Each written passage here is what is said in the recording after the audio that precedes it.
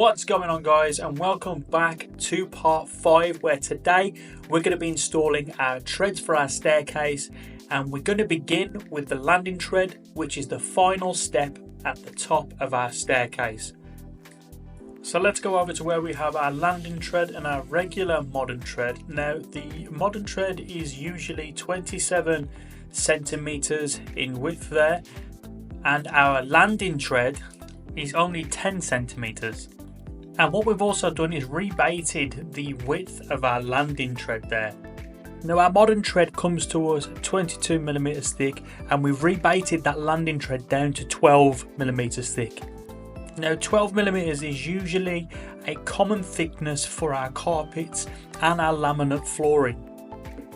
So being at this thickness, our landing tread should fit nicely with our floors on the top of our landing.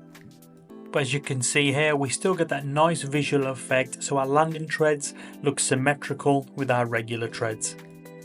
Now Martin has already cut our left and right side of our landing tread.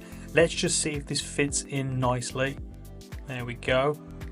Now we're going to move on to our next tread, and we do have a Newel post in the way, so Martin has created a stencil that fits around the Newel post, and it will replicate where our cuts need to be for our next tread on the staircase.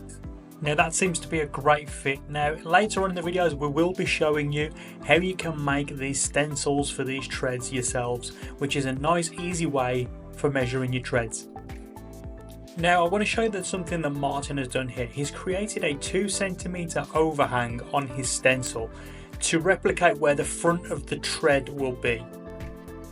Now if we go over to our tread, you will see where Martin marked the 2cm to replicate where the front of our modern tread will be, so it can sit flushly just in front of our riser.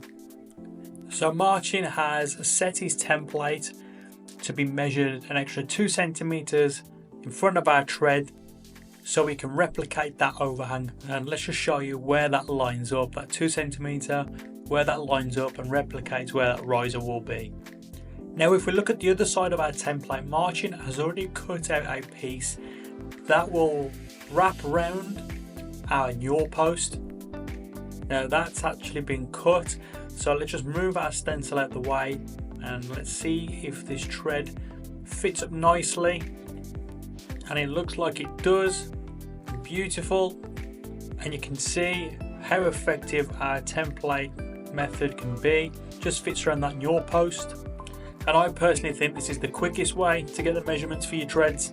Do you have a quicker way? Let us know in the comments below.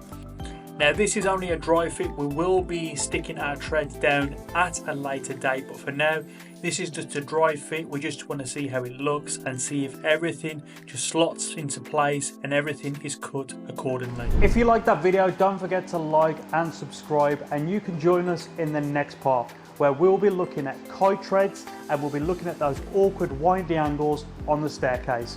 My name's Kieran, and I'll see you next time.